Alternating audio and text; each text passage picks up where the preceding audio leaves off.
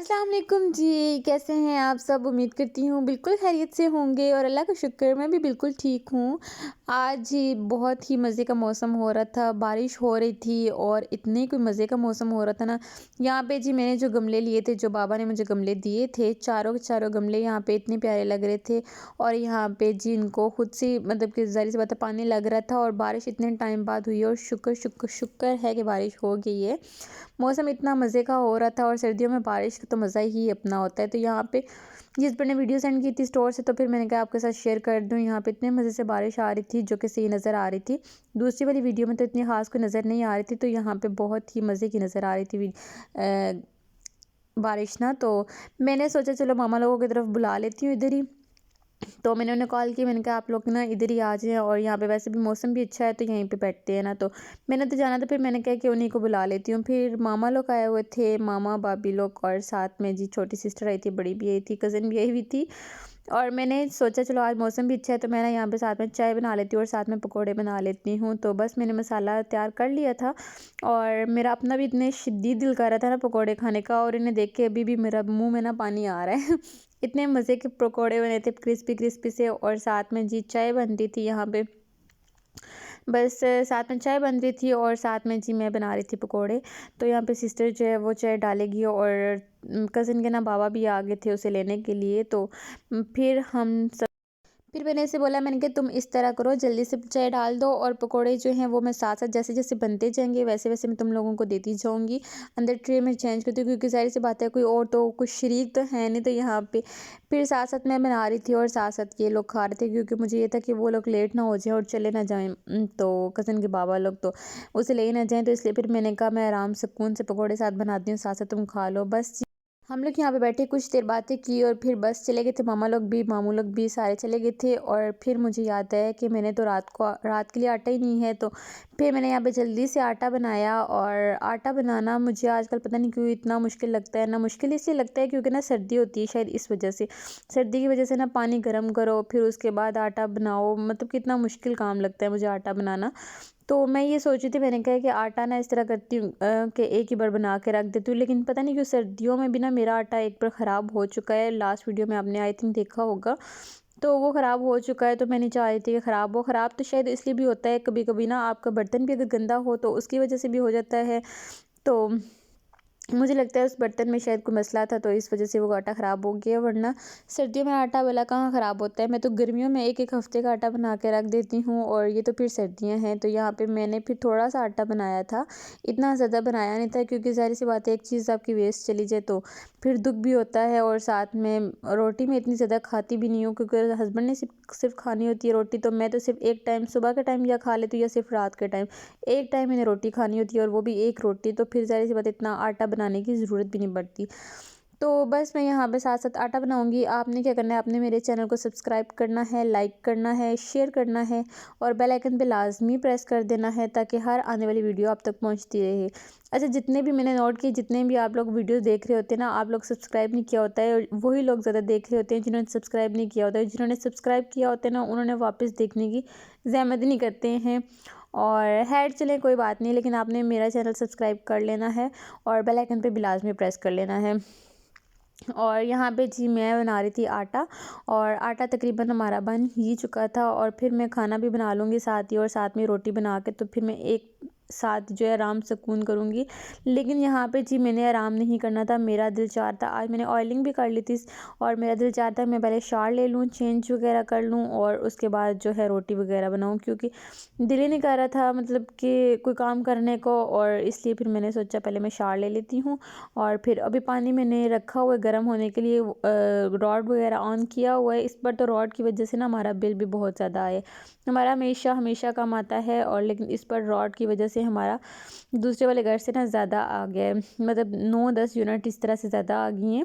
तो सिर्फ रॉड का कमाल है। और गैस इस बार तो थी नहीं, बिल्कुल भी नहीं थी, गैस ना होने के बराबर थी, कभी कभार आ जाती थी, लेकिन वो आना भी उसका मतलब कि कोई हमें फ़ायदा नहीं होता था उसके आने का भी।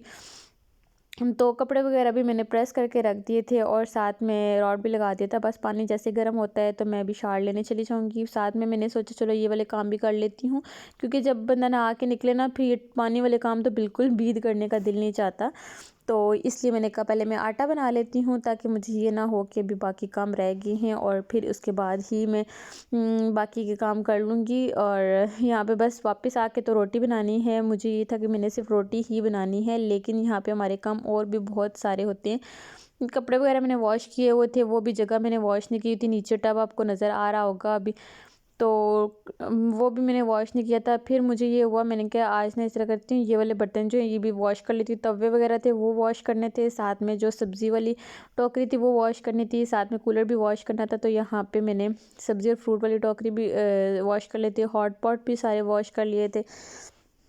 और जितने भी ये जो काम रोज़ाना के तौर पे हम लोग तो नहीं धोते ना, इनको वॉश नहीं करते हैं, तो इसलिए फिर मैंने सारे वॉश कर लिए थे। आलू भी वॉश कर लिए थे, वो मैंने इसलिए क्योंकि मेरी बास्केट जो है वो वाइट कलर की है, और उसमें ज़ाहिर सी बात है गंदे आलू जब जाएंगे तो मिट्टी वाले आलू जाएंगे तो वो भी गंदी ही हो जाएगी, तो इसलिए मैंने आज उसे वॉश कर लिया। तो उसको पहले हम लोग यहाँ पे लगाएंगे स्टैंड में, इसको फिक्स करेंगे। एक में मैं प्याज रखती हूँ और एक में आलू रखती हूँ। तो जो प्याज वाला होता है वो तो इतना गंदा नहीं होता है, लेकिन जो आलू वाला होता है ना वो अपना आप लाजमी दिखाता है। तो यहाँ पे मैं आलू वाली जो है वो इस तरह से रख दूँगी। तो आज मैंने ये सोचा आलू को हम लोग वॉश कर सकते हैं, लेकिन हम लोग प्याज को वॉश नहीं कर सकते, ना ही उसको ज़ाहिर सी बात है वो भी गंदा होता है, मिट्टी वाला होता है। तो इसलिए मैंने फिर आलू जो हैं वो वॉश करके इसके अंदर डाल दिए हैं। और जो प्याज है उसके लिए मैं क्या करूँगी, मैं एक जो बर्तन वो होता है रोटी वाला रुमाल होता है, वो मेरा एक एक्स्ट्रा पड़ा हुआ था, तो मैंने सोचा वो इसके अंदर रख देती हूँ।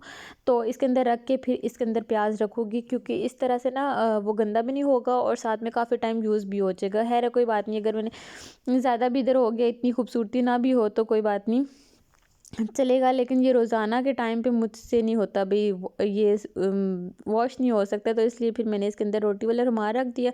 यहाँ पे मैंने अभी बाल ड्राई नहीं किए थे, नहा के मैं निकल आई थी और बाल अभी ड्राई नहीं किए थे, तो मैंने सोचा पहले ये वाले काम कर लेती हूँ, क्योंकि हस्बैंड भी आने वाले होंगे। फिर मुझे जाना है बाज़ार, एक आध काम है मुझे, वो कुछ चीज़ें लेके आनी हैं, तो उनके साथ मैंने वहाँ पे भी जाना है और चीज़ें भी लेके आनी हैं।